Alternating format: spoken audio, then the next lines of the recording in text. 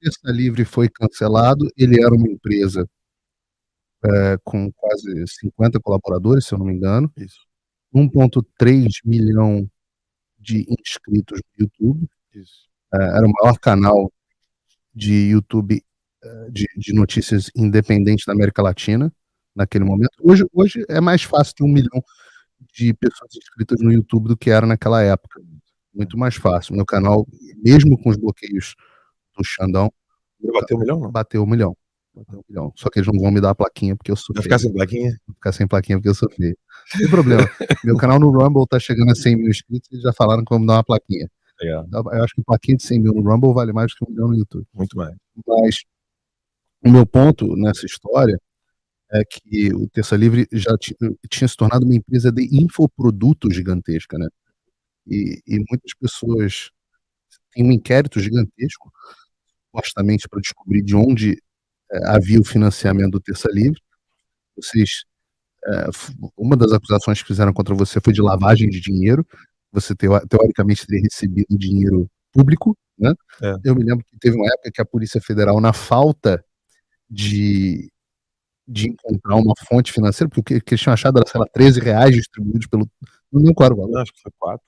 Não, um valor, assim. É um negócio absurdo. Assim. Distribuído pelo Google, pelos anúncios do YouTube, que tinham origem em propaganda governamental. R$13, R$10, sei lá, R$7, não me lembro. Era uma coisa ridícula. E a Polícia Federal chegou no inquérito escrever, era aquela delegada Denise, tinha escrito no inquérito que vocês ganhavam dinheiro com acesso. Você, jornalista, com acesso? Como pode? Que o acesso que você tinha a pessoas no governo acabava gerando audiência, essa audiência monetizava, etc, etc. É exatamente o que todo mundo faz, Globo. É o que se chama jornalismo, né? O que André Sadi faz que não seja isso. Né? O que o Lauro Jardim, o Anselmo Góes... Qualquer um ganha audiência quando entrevista pessoas relevantes. Exato, tem acesso às notícias. Mas eu me lembro, e eu reparei que a coisa tinha saído do controle quando eu vi um delegado da Polícia Federal escrever um troço desse e continuar sendo o delegado da Polícia Federal. Então, assim, um troço desse é uma coisa que ele tinha que ter vergonha, o delegado, no caso, tinha que ter vergonha, esconder, falar assim, eu não vou esconder isso aqui, vou fingir que nunca escrevi na vida. No entanto, ela respondia ao ministro do Supremo Tribunal Federal. E detalhe, você só sabe que ele escreveu isso porque uma mídia teve privilégio. Exato. Ou seja, é uma contradição em termos aqui. Não, porque é pior, porque no caso havia violação de sigilo funcional. O inquérito estava em sigilo, verdade, e houve vazamento. Aí há uma atividade criminosa de algum agente público, não sei se no Supremo Tribunal Federal, não sei se pela Polícia Federal, mas alguém cometeu um crime, né? Porque violação de sigilo é crime e está previsto no Código Penal, não sou eu sei que o pessoal não gosta mais de lei, de código e tal, mas está escrito. A pessoa gosta dos crimes que não estão no código e não gosta dos crimes que estão no código. E no final das contas isso aconteceu. Aí eu falava assim, será que esses caras não entendem que o negócio é infoproduto? Era infoproduto? Eles não entendiam que a Terça Livre ganhava concurso.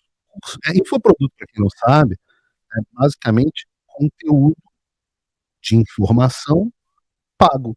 Em geral, então as pessoas pagavam para assinar o Terça Livre Revista Terça Livre, o Terça Livre Escola, Diário Terça Livre. O Diário Terça Livre, e no final o Terça Livre tinha um faturamento significativo, se tornou uma empresa significativa com faturamento significativo. Não era uma empresa que dava um tremendo lucro, porque toda empresa no início reinveste, vocês construíram, eu me lembro, né? Cheguei a fazer com vocês no estúdio, com câmeras, a mesma estrutura que a gente tem aqui, uma câmera Blackmagic profissional, luz, bancada, toda uma capacidade de produção. Então o dinheiro era reinvestido, né? Mas ao mesmo tempo era uma empresa que começou a ter um faturamento significativo, né? E o pessoal da Polícia Federal não conseguia entender como é que... Um detalhe, um dos jornalistas, a André Sadi e a Natuza Neri, chegaram a criticar o Terça Livre com esses argumentos que você acabou de falar, ou seja, de você ter acesso a pessoas e a trazer audiência e depois vender recursos. E o bizarro é o seguinte, dia 1 do governo Lula, Pra quem que o Lula vai lá dar entrevista? Ele e a Janja pra Andréa Sadi. E detalhe, ninguém sabe disso, né?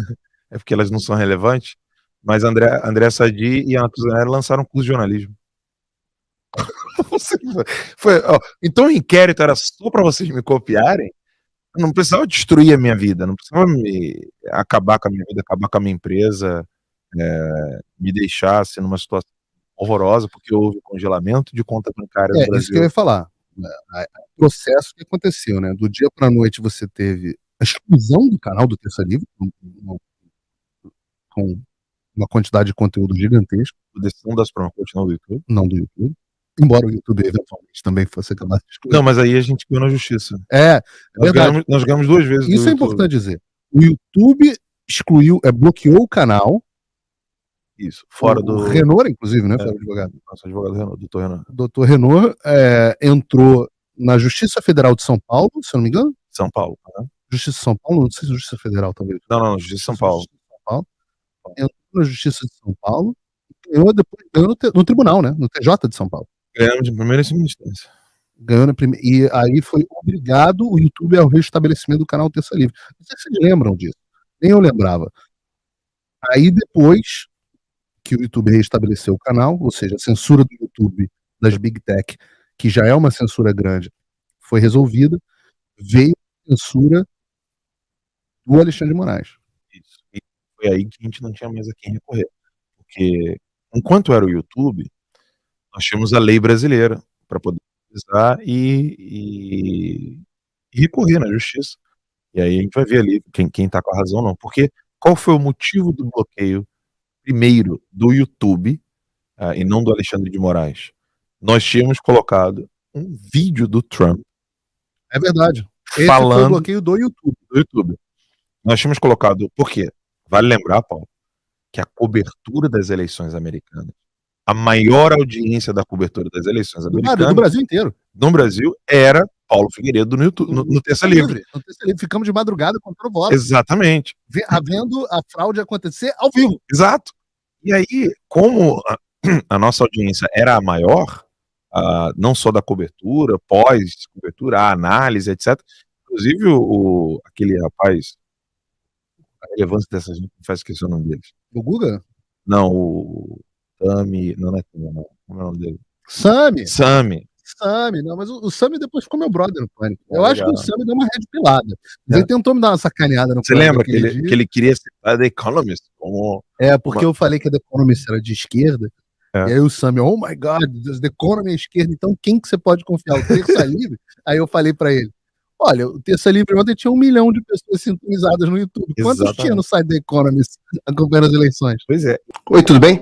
A essa altura você já deve estar sabendo que censuraram e desmonetizaram todas as minhas redes sociais no Brasil, além de bloquearem minhas contas bancárias e até cancelarem meu passaporte.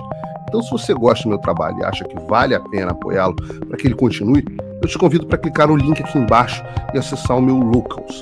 Lá você tem acesso de graça a todas as minhas postagens, sem censura, mas também tem conteúdo exclusivo para membros pagos. E membros premium podem, inclusive, trocar mensagens comigo, além de outros benefícios.